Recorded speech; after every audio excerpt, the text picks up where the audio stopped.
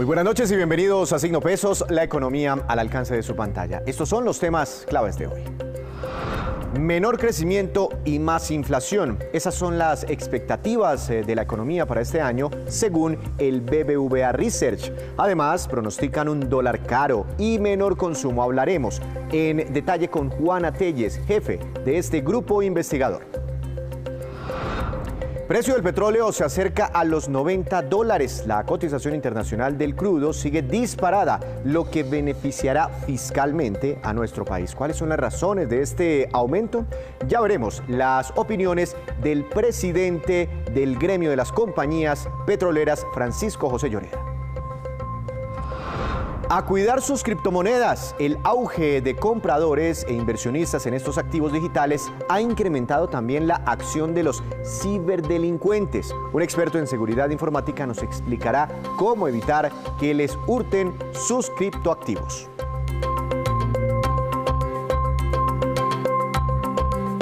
Comenzamos esta emisión hablando de la economía colombiana y lo que se podría esperar para este año en temas como el crecimiento del PIB, las tasas de interés del Banco de la República, el consumo, el dólar, de pronto la inflación, que es muy importante por estos días. El BBVA Research reveló hoy un estudio que contiene las proyecciones para este año, inclusive también para el 2023. Doctora Juana Telles, economista jefe de esta entidad, buenas noches, bienvenida a Signo Pesos. ¿Cómo le ha ido?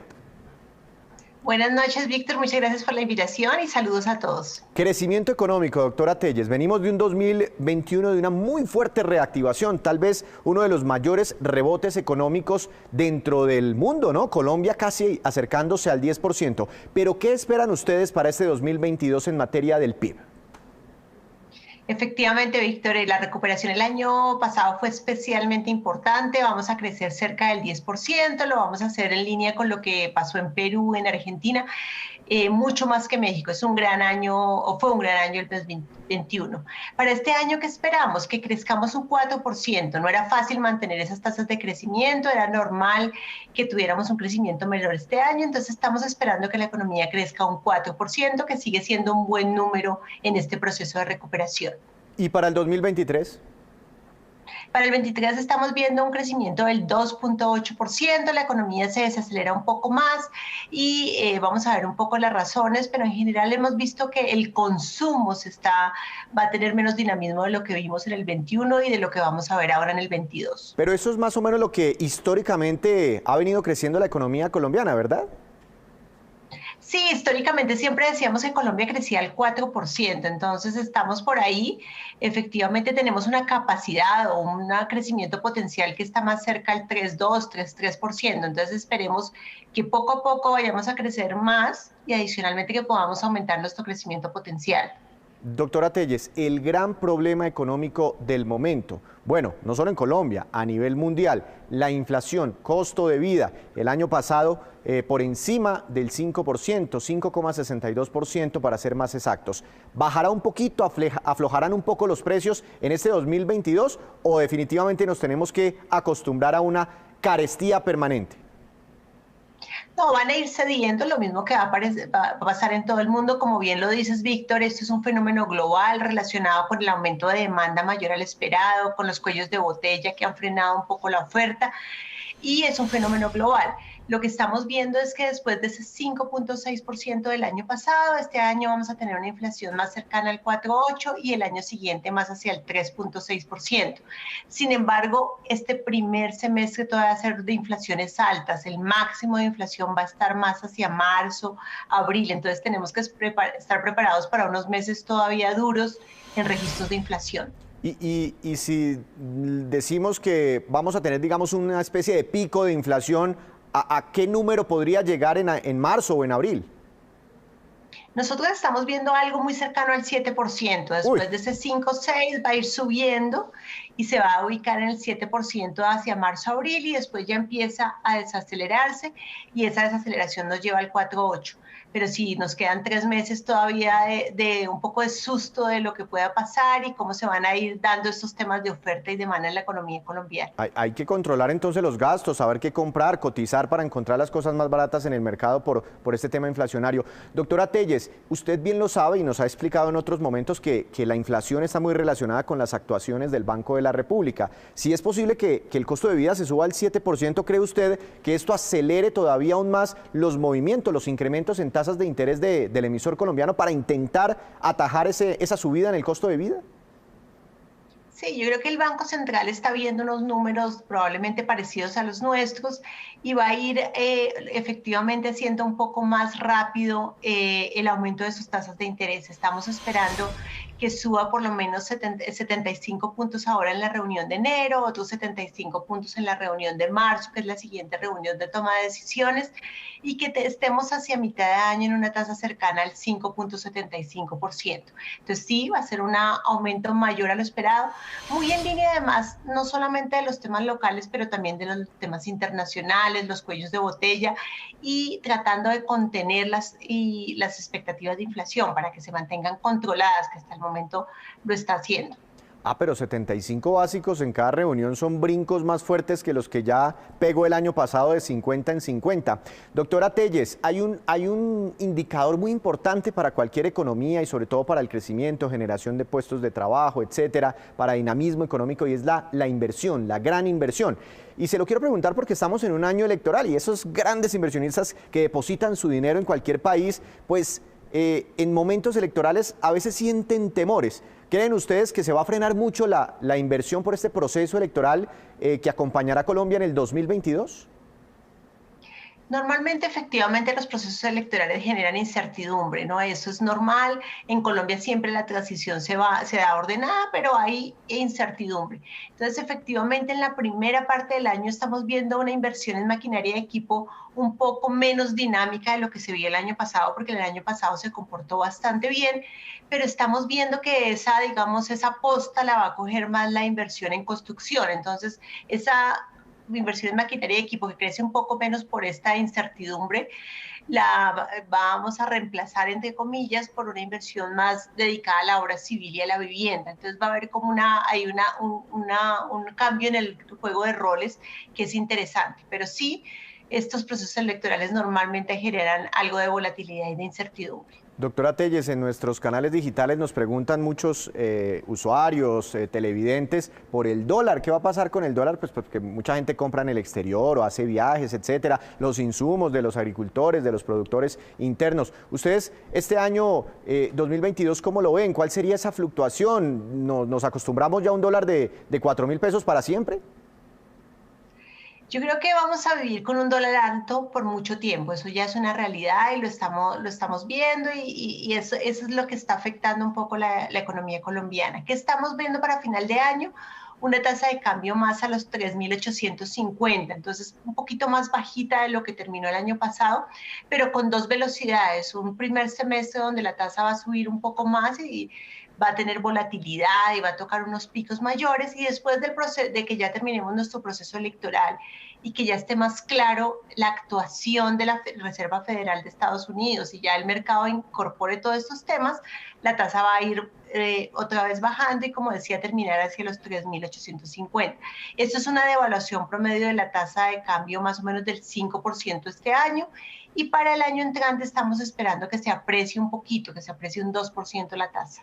Entiendo. Doctora Telles, yo le decía que una de las principales preocupaciones en el mundo era la inflación, pero en el caso de Colombia estamos muy preocupados por la inflación, pero también por el desempleo, ¿no? Porque estamos rebotando, estamos creciendo económicamente muy bien, de hecho regresando ya a la prepandemia, pero el desempleo no ha reaccionado de la misma forma, no está todavía en niveles prepandémicos. ¿Qué proyecciones tienen ustedes? Sí, efectivamente ese es el gran reto de la recuperación y yo diría como la gran cicatriz que nos deja esta pandemia, porque nos falta recuperar más o menos 1 millón de empleos en este momento con los datos que tenemos a noviembre de lo que teníamos antes de la pandemia. En Colombia trabajaban 22 millones de personas y estamos hablando de un poco más de 21 millones de personas trabajando en noviembre. Entonces falta recuperar empleos.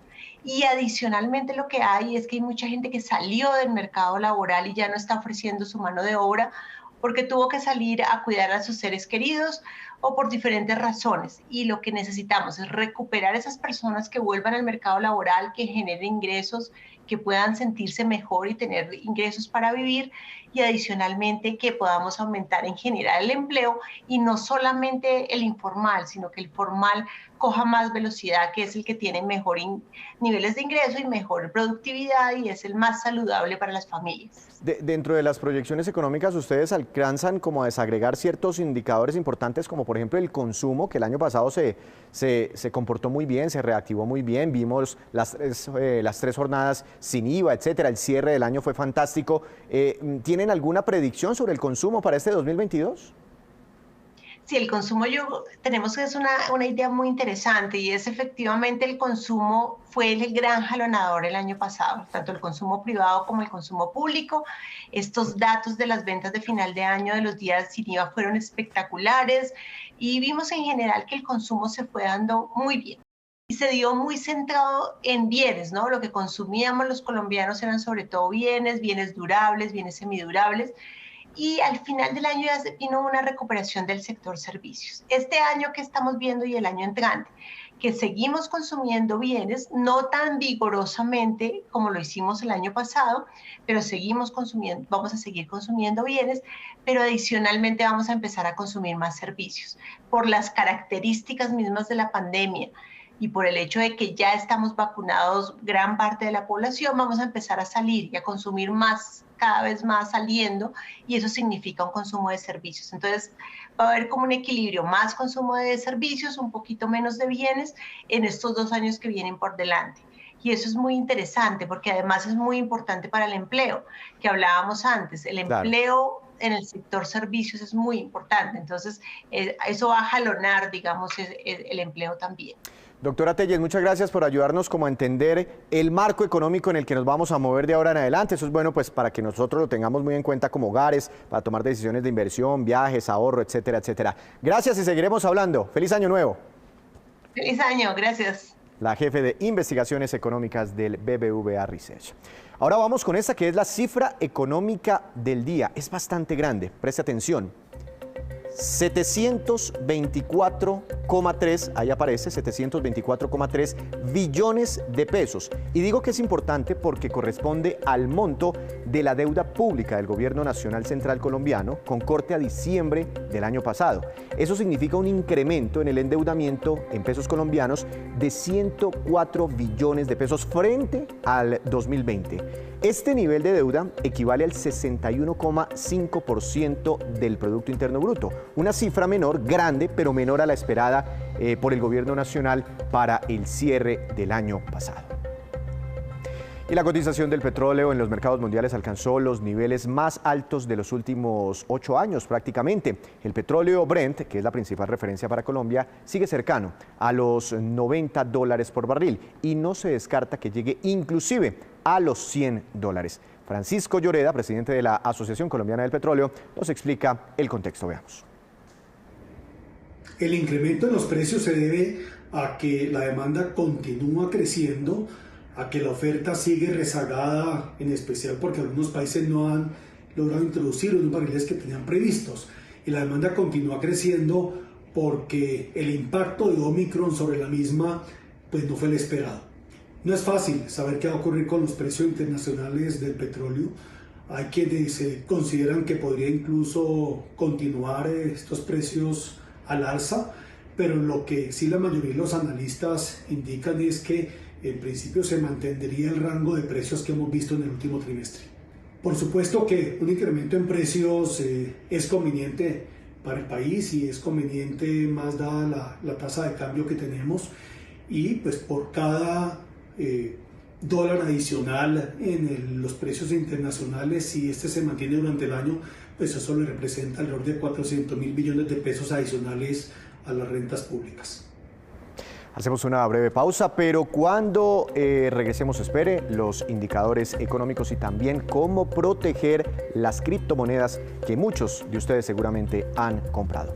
Ya regresamos. pesos. Cada vez más personas se están animando a invertir en criptomonedas, lo que se ha convertido en un boom prácticamente a nivel mundial. Colombia es protagonista, de hecho, dada pues la rentabilidad que varias monedas de estas han tenido. Pero también esto está llevando a un aumento de los ciberataques para hurtar estas inversiones. Así que tenga mucho cuidado porque hay criptomonedas que valen muchísima plata. Imagínese donde se le pierda a usted. Doctor Miguel Ángel Mendoza, especialista en seguridad informática del laboratorio ESET Latinoamérica. Buenas noches, bienvenido a Signo Pesos, ¿cómo le ha ido? ¿Qué tal? Buenas noches, muy bien, muchas gracias. Doctor Mendoza, ¿qué tan frecuentes son los hurtos de criptomonedas?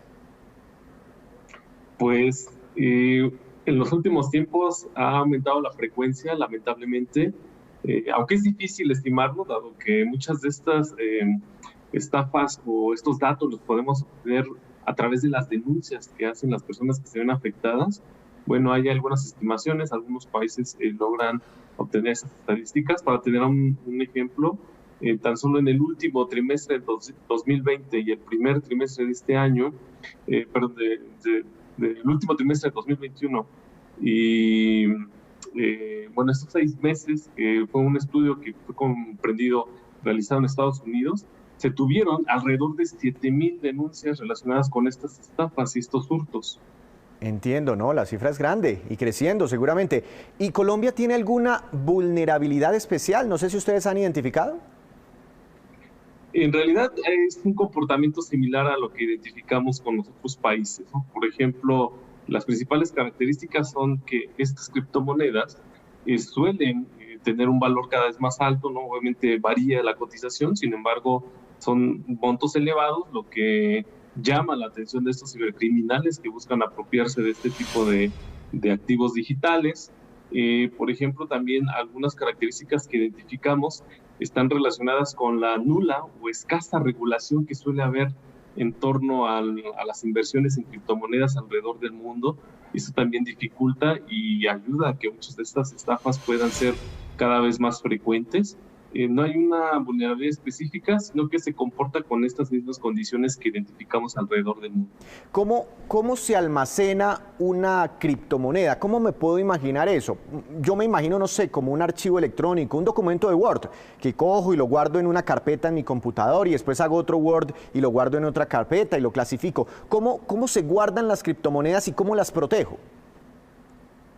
Existe lo que se conoce como billetera, wallet, en inglés obviamente, en la cual es una dirección en la cual nosotros podemos hacer estas transacciones. Nosotros obviamente ya tenemos acceso a nuestra billetera en donde están almacenadas nuestras criptomonedas y bueno, aquí lo importante entonces es proteger nuestra billetera, nuestro wallet, dado que los cibercriminales lo que buscan es apropiarse justamente de las criptomonedas a través del acceso de las billeteras. Entonces lo que necesitamos es cuidar de dichas billeteras, obviamente a través de esas herramientas que solemos mencionarnos. Y estamos hablando de que hay un código malicioso que busca acceder a este tipo de información, bueno, contar con alguna solución anti-malware que impida que este programa ofensivo intente apropiarse de ello o robe información. Entonces, básicamente ya estamos hablando de estos recursos o activos digitales que podrían ser apropiados o que se podrían apropiar los atacantes de ellos si no tenemos estas medidas de protección. Claro. ¿Y cómo me llega a mí ese código malicioso? ¿Cómo puedo darme cuenta que alguien está intentando robarme un Bitcoin o un pedacito de Bitcoin de mi billetera virtual? ¿Eso me llega a través de qué? No sé, un correo electrónico, un mensaje, una publicidad en una página web. ¿Cómo me puedo dar cuenta para estar más pendiente? Exacto. Las modalidades son muy parecidas a las que identificamos con otros tipos de amenazas. Por ejemplo, cuando hablamos de phishing, que son esos mensajes que llegan a través del correo electrónico, ¿no? Suplantando la identidad de alguna institución reconocida, en este caso aquellas que están asociadas al manejo de las criptomonedas o incluso algunas que ni existen, pero que buscan engañar al usuario para que haya algún tipo de interacción con esos mensajes. O lo mismo a través de archivos adjuntos, o bien cuando visitamos algún sitio en internet de dudosa reputación. Es decir, estas modalidades son muy parecidas a las que podemos considerar para otro tipo de amenazas que buscan apropiarse de otro tipo de activos, pero que sin duda bajo esta misma operación podrían afectarnos cuando hablamos de las criptomonedas, ¿no? En particular Claro. las personas que cuentan con ellas o que buscan hacer algún tipo de inversión. ¿Y el antivirus que yo tengo en el computador me sirve para protegerme de eso? Es decir, para proteger mi criptomoneda que tengo ahí guardada en el computador o bueno, no sé, en el celular. Por supuesto, estas soluciones continuamente se actualizan para poder identificar este tipo de amenazas o incluso otras, ¿no? Por ejemplo, cuando hablamos de malware que se dedica específicamente a minar criptomonedas utilizando los recursos de cómputo del usuario. Esto obviamente sin su autorización y sin su conocimiento, y de esta manera aprovecharse de esa capacidad de procesamiento. Sin embargo, bueno, también estas soluciones nos permiten identificarlos y bloquearlos. Entonces, estas amenazas que son diversas, obviamente las podemos identificar, las podemos bloquear y de esta manera minimizar el impacto relacionado con el uso de las criptomonedas. Ahí toca usted un tema muy interesante que es la minería de criptomonedas. De pronto muchas personas no saben que se crean a través de algoritmos y sistemas donde se utiliza la capacidad de muchos computadores en el mundo. Y alguna vez hablaba yo con un amigo y me decía, es que mire, mi computador está como lento, yo voy a hacer algo y el computador está haciendo como otra cosa. ¿Eso significa que alguien se está metiendo a mi computador sin mi permiso y está minando posiblemente criptomonedas en mi propio computador de la casa? Posiblemente, cuando encontramos alguna de estas características en nuestra computadora con un comportamiento anormal, es probable que alguien esté utilizando el equipo para minar alguna criptomoneda o incluso llevando a cabo alguna otra actividad maliciosa. La verdad es que las opciones son múltiples, lamentablemente, y por eso se convierte en una necesidad contar con este tipo de soluciones que de manera automatizada nos ayudan a identificar esta actividad maliciosa y obviamente nos protegen de ella. No, pues hay que tener los ojos muy abiertos y sospechar de cualquier cosa. Bueno, eso para el que ya tiene una criptomoneda, el que tiene una billetera virtual, etcétera. Pero el que no la tiene y quiere comprarse una, ¿cómo hace para no caer en noticias falsas, para hacer la inversión donde es, para hacer una inversión en criptomonedas seguras y que no se me pierda la plata? Bueno, esto es muy importante, ¿no? Hemos visto en casos en donde incluso se inventan algunas criptomonedas, obviamente no existen. Obviamente esto lleva a una estafa directamente, a un fraude, en donde los usuarios pueden perder dinero de forma directa. Entonces hay que buscar, en primer lugar, aquellas criptomonedas que ya tienen una reputación, que ya son conocidas, que están siendo más utilizadas en el mercado, medios específicos que obviamente garanticen que se van a poder adquirir estas criptomonedas en el mercado legítimo cuando hablamos de ellas, y obviamente considerar que mucha de la información que está en internet puede ser falsa, no confiarnos en lo que llegue incluso a nuestras bandejas de correo electrónico o lo que podamos consultar en diversos sitios, dado que estas estafas, justamente como decíamos hace un momento, están relacionadas con estos sitios falsos o bien con esos mensajes que muchas veces suenan demasiado buenos para ser ciertos. Entonces, cuando identifiquemos alguna de esas características, hay que comenzar a dudar para evitar caer en ese tipo de engaños. Yo le quiero hacer una última pregunta sobre un caso que nos ocurrió aquí. Tengo un compañero muy famoso en Colombia, aquí en el canal Caracol, y una vez vi una publicidad donde estaba ofreciendo aparentemente criptomonedas. Entonces yo le pregunté, oiga, ¿usted se metió al cuento de las criptomonedas? ¿A qué horas? Y me dijo, no, eso es falso, pilas, me están suplantando. Esto es muy frecuente, es decir, utilizar la imagen de las celebridades para atraer incautos y robarles la plata.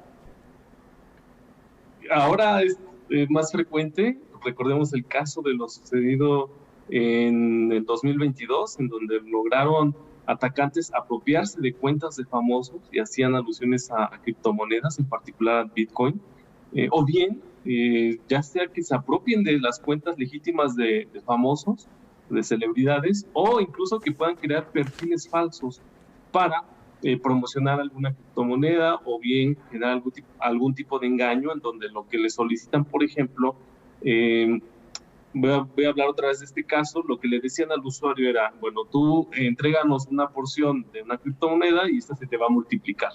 Obviamente jamás le van a multiplicar ese monto o esa cantidad y lo estaban estafando. Entonces sí, han ocurrido estos casos famosos como el que menciona a nivel global, por supuesto, y obviamente, otra vez, hay que tener mucho cuidado con este tipo de mensajes que son engañosos, que como decía hace un momento, suenan demasiado buenos para ser ciertos. Entonces esto nos debe prender una alerta de que puede tratarse de una estafa, de un engaño, de algún tipo de fraude. Tener los ojos bien abiertos al final es la recomendación. Muy interesante esta charla, doctor Mendoza. Muchas gracias y lo seguiremos invitando aquí en Signo Pesos. Que tenga una feliz noche.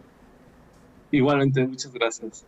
Usted puede invertir entonces en criptomonedas, ya es un mercado que cada día se populariza más, pero tenga mucha precaución con los fraudes. Hacemos otra breve pausa, pero ya les contaremos que hay una nueva presidenta de la EPS Sanitas. Juan Fernández nos trae toda la información, pero eso será en segundos.